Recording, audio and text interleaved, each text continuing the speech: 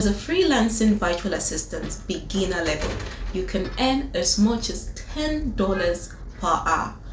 Getting to your mid-level, you earn between $20 to $35 per hour.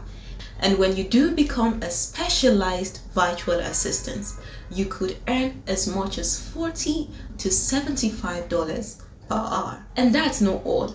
The major part of being a virtual assistant is that it's something that you can do at your leisure. It's something you get to do at your spare time. You decide the time and the day you would like to work. So if you're out there looking for a specific gig that you can go into as a side hustle, you want something to do while doing your main job or while running your business, being a virtual assistant is something that you should consider. You can do it with limited time. You also get to do it from the comfort of your home. Now let's go deep into the course. What is a virtual assistant? Virtual assistance is the process of offering technical, administrative, or creative support to a business or entrepreneurs remotely. Virtual assistants use online tools and platforms to assist clients in various tasks and capacity. The flexibility of remote working allows virtual assistants to manage tasks globally from the comfort of their home. And from this definition, we can clearly tell who a virtual assistant is. A virtual assistant is a professional who offers services to business entrepreneurs or other professionals from a remote location. This could range from basic administrative tasks such as scheduling, organizing, to more complex tasks such as social media management, project coordination, or even technical support. What makes a virtual assistant's role unique is its flexibility. You could either be working as a freelancer or as a contract employee. In this digital age, where businesses are increasingly moving towards remote work, the rise in demand of virtual assistants has completely skyrocketed. As a virtual assistant, and if you know how to properly position yourself, I can assure you that you won't have to be the one looking for jobs. Jobs will be the one looking for you because there are numerous positions, there are numerous opportunities out there for a virtual assistant. What are the roles and responsibilities of a virtual assistant? A virtual assistant's role, as I said earlier, is rather adaptable and it spans between administrative role, and for administrative role it could include email management, calendar scheduling, travel arrangement, and document management. So you could be managing your client's document, helping them secure travel arrangements, helping with email management, sorting and organizing their emails, or it could simply involve calendar scheduling. And please do not forget, it could be a mixture of all of this put together. The second role and responsibility of a virtual assistant could also involve social media management. With the rise of remote work and businesses doing their best to go online, it is no news that the need for social media management would come in handy. And this is why, as a virtual assistant, you have to make sure that you're vast in different fields. It's not all about taking and receiving calls. You have to be vast in other fields of administration. Functioning as a social media manager, your role does not necessarily entail content creation. What you'd likely have to do is to manage the content, meaning content scheduling. You may be asked to monitor trends, keeping up with social media trends, or you may be asked to engage with the audience in responding to comments and private DM on the social platform. The next role of a virtual assistant entails data entry and organization. You're often tasked with data entry, organizing and sorting data into spreadsheets or other software systems. This can include tasks like updating customer databases, imputing financial records, or organizing survey results. Accuracy and attention to details are vital for the role of a virtual assistant, as data management forms the backbone of every successful business operation. And the final role of a virtual assistant involves personal assistance tasks. Beyond business-related tasks, many entrepreneurs and professionals hire virtual assistants to help assist with personal tasks. These tasks might include managing personal calendars, setting reminders for important dates, researching personal purchases, and handling gift arrangements. There is one more thing to consider when stating the roles and responsibilities of a virtual assistant, and this is industry-specific roles. What do I mean by industry-specific roles? This is basically a virtual assistant specializing in a specific industry or niche where they get to apply their personal knowledge that they might have gained in school or something.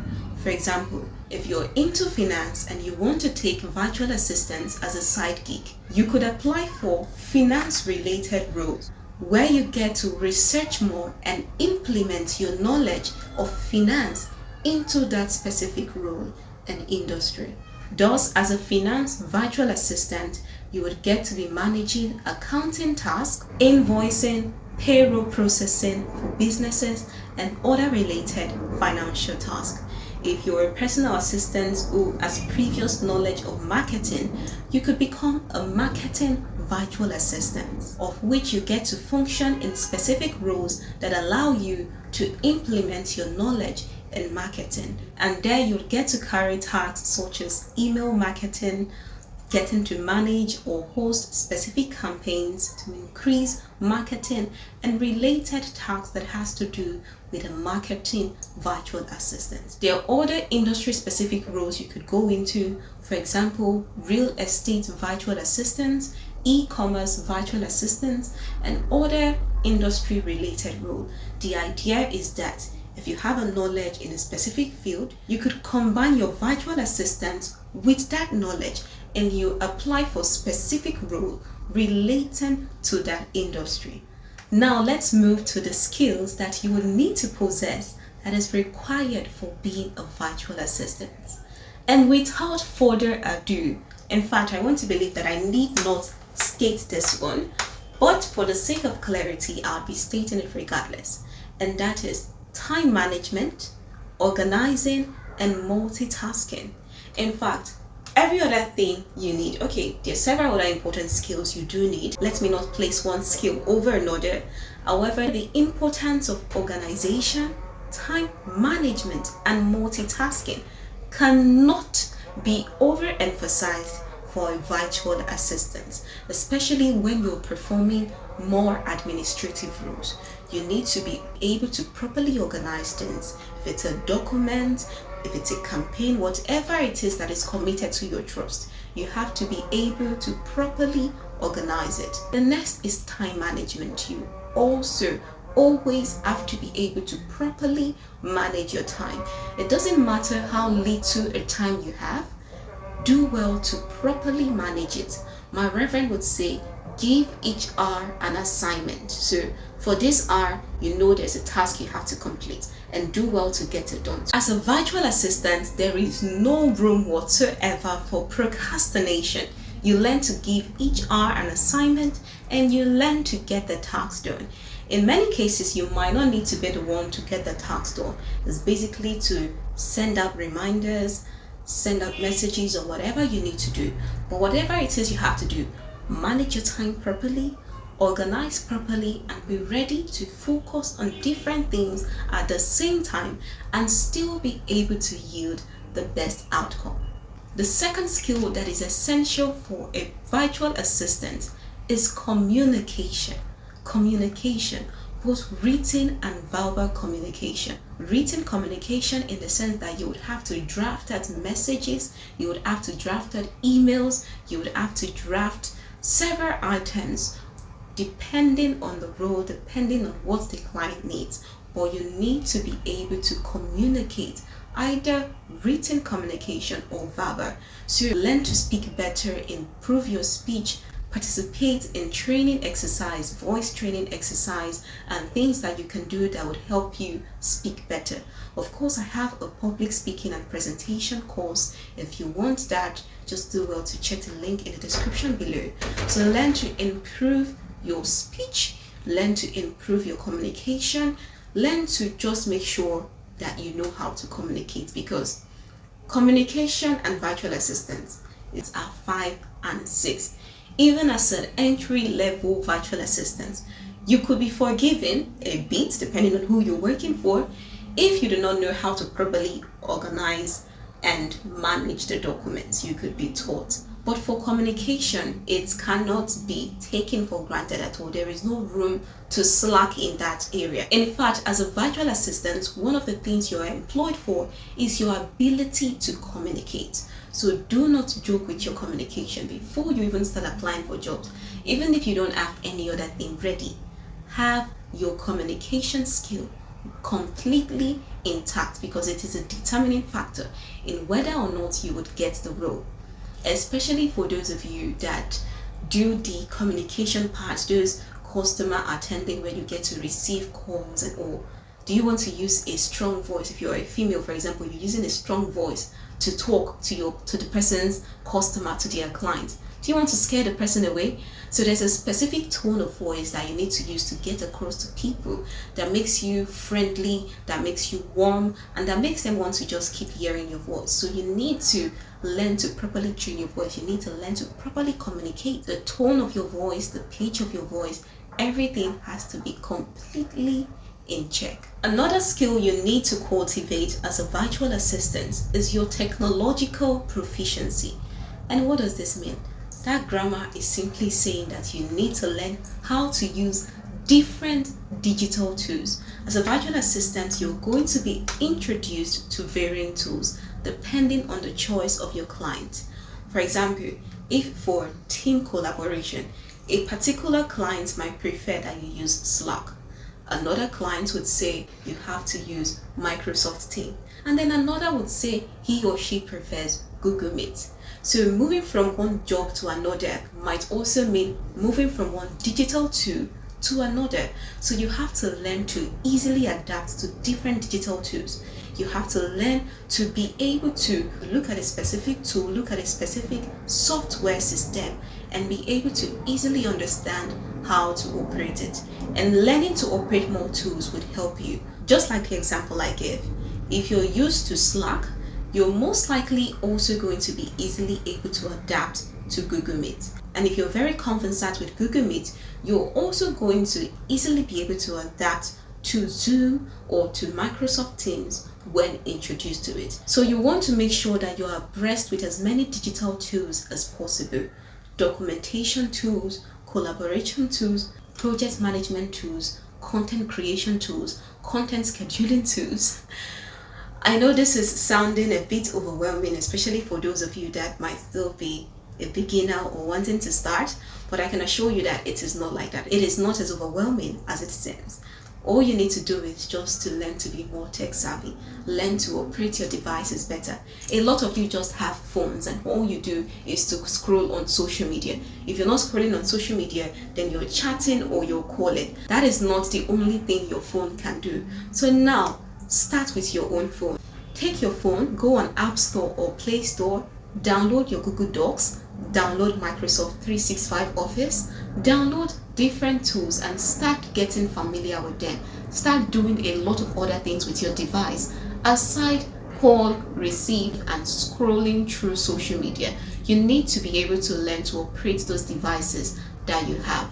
It's not about going to go and get a new system, going to get a desktop, going to get this. It's just about you basically learning to use and properly operate the device that is already at your disposal.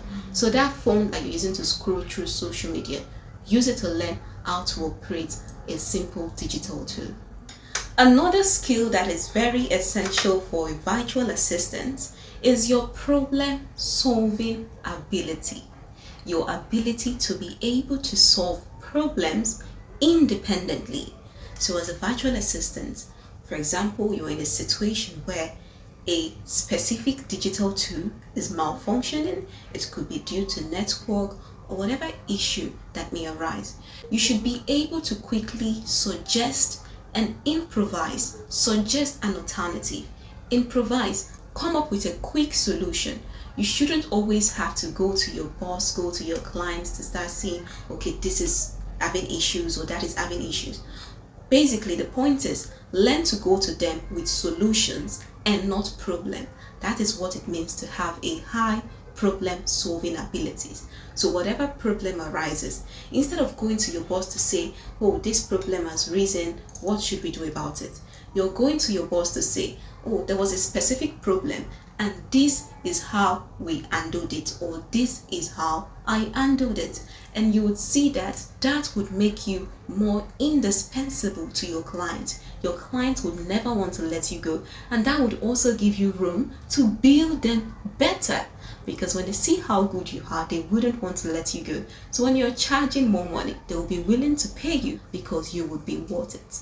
And the final skill I'm going to be highlighting here is something that I mentioned earlier, but I'm going to say it again because I want you to know how important it is for a virtual assistant. And that skill is your ability to pay attention to details. Attention to details is an important skill of any assistant, be it a virtual assistant, whatever assistant you are. Attention to details is critical and it is essential. This is because you're going to have to be multitasking several tasks, and in the process of multitasking, if you're not used to paying attention to details, you're going to be making a lot of mistakes with your data entry and whatever task that has been committed to your trust. So you have to be able and be willing to pay attention to details, be it in marketing department, e-commerce, real estate, cleaning services, whatever it is you're doing as an assistant, you must be able to pay attention to details. This is because you're dealing with your clients' businesses. So any error you make is not just an error to them, it is an error to the organization, and it is an error to all of their customers. So learn to pay attention to details because mistakes are detrimental for the role of a virtual assistant. You have to learn to cultivate the ability to catch small errors, even the minutest of error. Learn to catch them and execute projects with perfection. Next, we are going to be discussing are the common tools for virtual assistants. So what are the tools that you're going to be needing as a virtual assistant? I've mentioned some of them already, and I'm just going to do well to categorize them and list the tools with their categories. And I'm not just mentioning these tools for you to know them, I'm mentioning them for you to do well to go and learn how to use them. So learn how to operate and use these tools. The first two I'm going to be mentioning here are your project management tools. These tools are tools that you use in managing and organizing a specific project from start to finish. So these tools will help you to track your project, to help you to assign tasks to the different people. So if you have a project and you have 4 people doing that project, these tools would help you organize and properly manage the task among the different people that have to carry out the task. So these tools are very essential because they would make your work a lot easier. Instead of you having to forget who was supposed to do this or who was supposed to do that, these tools would help you to organize all of those tasks, all of those communication. As you're assigning the task, you're putting it on those project management platform and they are going to be there. So whenever you need to follow through with the task, whenever you need to come back to check to see who was assigned to this, who was assigned to that, and what time they have to carry out those specific tasks, you can easily track them with your project management tools. Now tell me if that is not a good thing. So don't see these digital tools as something that are here to stress you. Don't see them as something that are there to make your life difficult or more difficult. Don't even see them as something that are there to take your job. They are there to make your job better. They are there to help you become more efficient. So one of the first set of tools you need to know is your project management tools. The project management tools helps you to assign tasks, delegate tasks, it helps you to create timelines across your tasks, and it helps you to properly monitor specific tasks and projects that you're carrying on. So what are the common project management tools you need to become aware of and you need to know how to properly operate? Some of them include Trello. Trello is a popular project management tool that is commonly used across organization, Notion, Monday.com, Asana or Asana. A lot of people pronounce it Asana, whatever it is. So these are the common project management tools you need to be aware of. The next tools you need to be aware of is your communication tools. These are tools that you use to communicate with your teammates. And this is essential because you're functioning remotely. So you need to learn how to operate these different communication tools for when a meeting is set up. And as a virtual assistant, you would likely be the one to set up those meetings. So this includes Zoom. A lot of you are aware of Zoom, even though you've never used it. Another is your Microsoft Teams, Google Meet, and Slack. These are your common communication digital tools. The next set of tools that is essential for a virtual assistant are your file sharing tools. These tools allows you to share files. Remember, it is a virtual role, so you're not meeting physically to take papers and things like that. All of the files you're going to be sharing are virtually, and this could also include large files.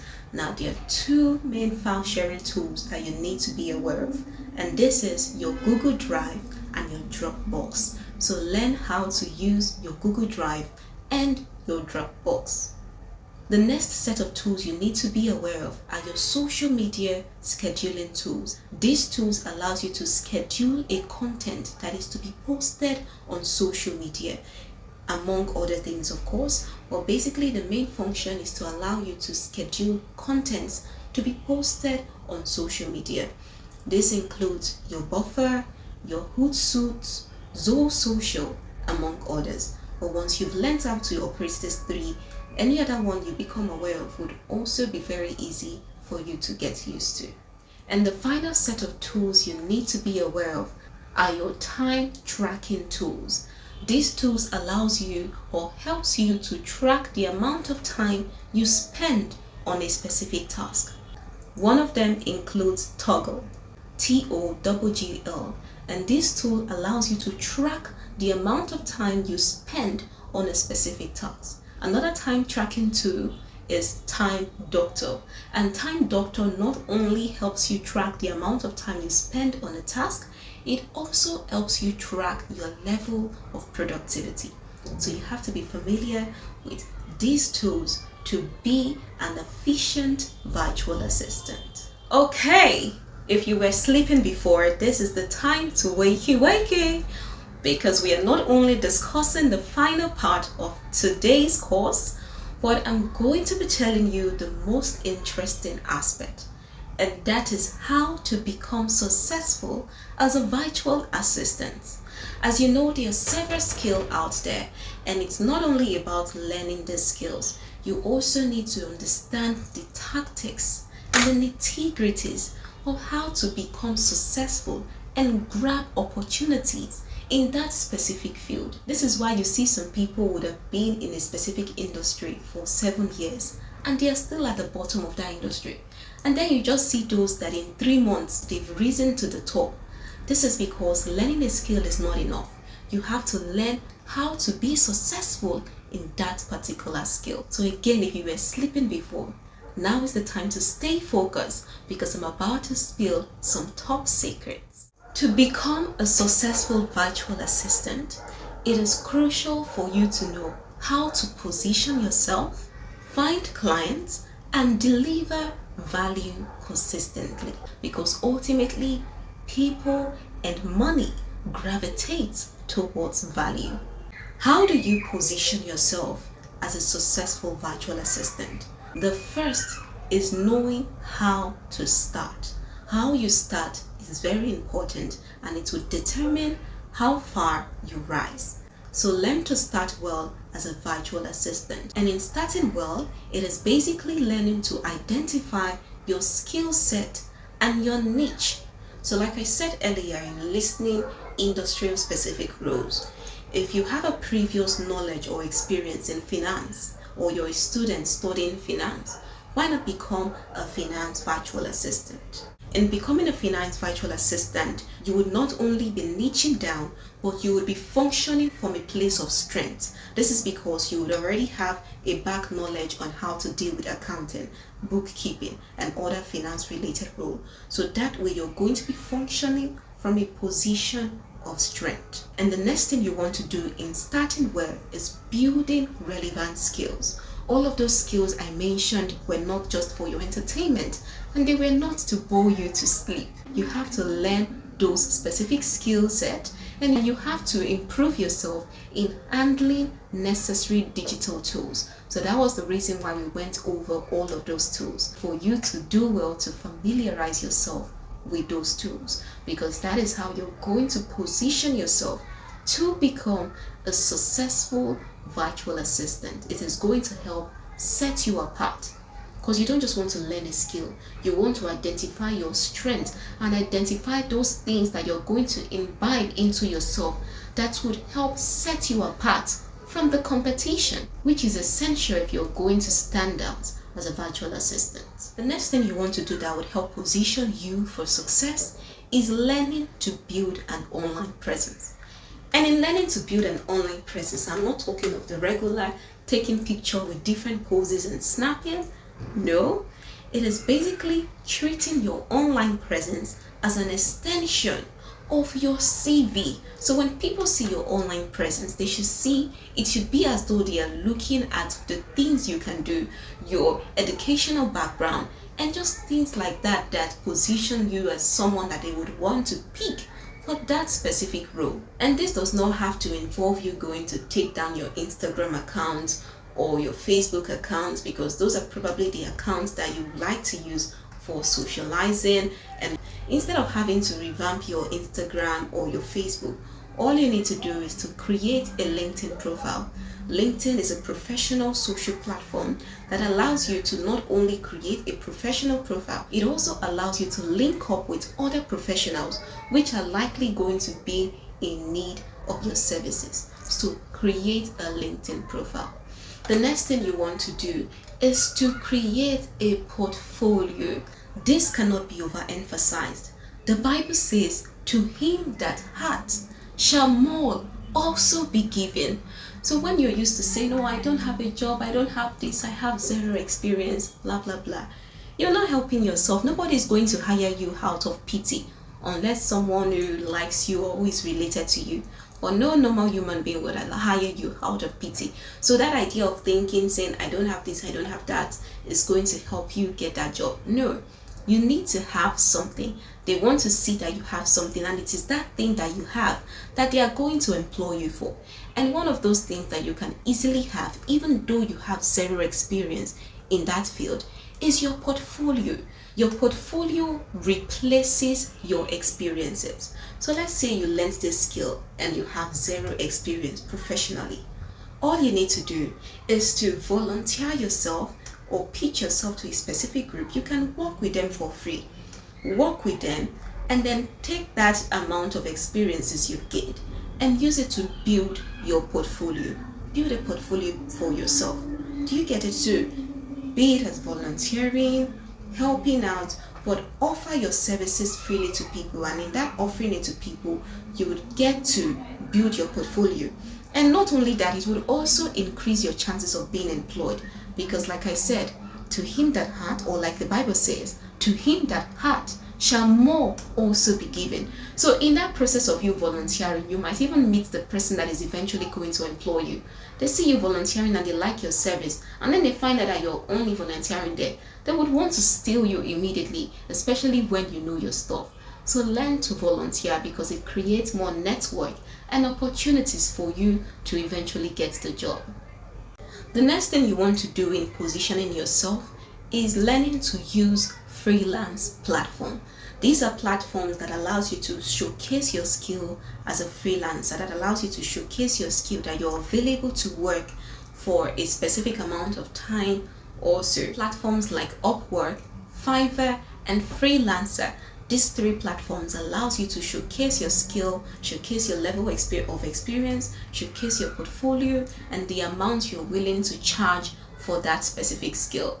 So utilize these platforms to increase your chances of getting those gigs. Before I conclude this video, I'm going to talk quickly on pricing, because a lot of time when people teach courses, they do not teach how to price, and then you find students who go out there flumping up with prices and even allowing themselves to get used, all because they do not know the value of the skill that they are offering. So you need to learn to know the value of the skill that you're offering before you start to price and mention prices to your client. How do you learn the prices? I already estimated the price to you. However, the price varies depending on your geographical location. It also varies depending on your level of experience, as I stated earlier. So you want to do a market research. The price could also vary depending on your niche. So certain niche may pay higher than others. So learn to do a market research to understand the price based on your niche, based on your level of experience, and based on your geographical location. Your price could also vary based on how you're pricing. Now you could price hourly, or you could price based on a specific project. So if you're pricing hourly, you're saying if I work between this time to this time, this is the amount that I'm charging. If you're pricing per project, you're saying within the completion of this project, this is the amount that I'll be pricing. So guys, I know I said I was done, but I will be doing you a disservice if I end this video without mentioning ethics in virtual assistants. As a virtual assistant, there are several ethics that you're meant to follow in relating with your clients and in offering your service. Now, what are these ethics that you're meant to follow as a virtual assistant? And by ethics, what this means is basically guidelines and a rule of conduct that you follow in offering your services. And without argument, I want to believe that you already know that the first etiquette you ought to follow as a virtual assistant is politeness. And I'm emphasizing on this because a lot of people can be rude, especially when you're having to deal with clients that may not be so understanding. It is very easy to just say, I want to show my real side, I want to show this other side of me, or that I want to follow you with the same energy. Please, as a service provider, you need to be professional, and your professionalism is not only in how well you carry out your task. Your professionalism is also in how well you resolve conflicts and how well you relate with your clients. So learn to be polite, learn to be calm, learn to face crisis even with a calm demeanor. You don't want to be in a pressured situation, and because of that pressured situation, you become rude, you become unruly. And how do you do this? Simply learn to be calm. Learn to also build your emotional intelligence and your interpersonal skill that is in relating with people. This is not something that you're meant to fake. It's not something you're meant to pretend, because if you pretend to be a calm person, when a pressured and tense situation arises, that uncalmness, that anger, whatever it is you're bearing within you, it is one day going to show its face. It is one day going to surface. That is why you want to learn to kill that anger. You want to learn to kill that unruly attitude, that bougie attitude from its roots, right? You want to learn to deal with it, pluck it out from its roots. And one of the ways to do that is to become a self-aware person. Improve in your self-awareness, improve in your emotional intelligence, and improve in the way you manage different emotions, right? That is also emotional intelligence. The way you handle anger, the way you handle pressure, the way you handle different situations that just causes that uproar within you. It could be disgust, it could be irritation. When you get irritated, you just can't help but to just flame up, right? learn to manage how you relate with these scenarios, because you're definitely going to find clients, you're going to find customers that would make you get angry, that would want to make you shout or raise your voice at them. But your ability to hold back is going to show your level, is going to determine your level of professionalism. Another important ethics you have to follow is discretion and confidentiality. You don't want to be that person who does not know how to keep his or her mouth shut. You have to learn to handle your clients' and customers' details and what they tell you with discretion, right? You don't want to go there by the time you're done listening to a customer's information. The next thing you look for the next person you want to tell to start discussing all the matter with. You have to learn to deal with discretion and confidentiality. And as a matter of fact, something like that is something you can be sued for. So if you just go out there spilling your mouth, if your client or your customer find out, they have the right to sue you for maliciously dishing out their information and possibly defaming them, because that was the end goal of you having to open your mouth anyhow, right? And you're dealing with businesses details, especially when dealing with the businesses details. Of course, there's no one that is more special than the other. As long as you are a virtual assistant, you have to learn to deal with your clients, your customers, be it a business, a person, a professional. Learn to deal with their businesses, learn to deal with their information with discretion and with confidentiality. The next is transparency and trust. You want to learn to be open with them. You want to learn to not, when something is not going to work, you're pretending like it's going to work because you want to get paid. No, you have to be transparent with the process. Something that is going to take 1 month, don't go and say it will take 1 week or 1 day.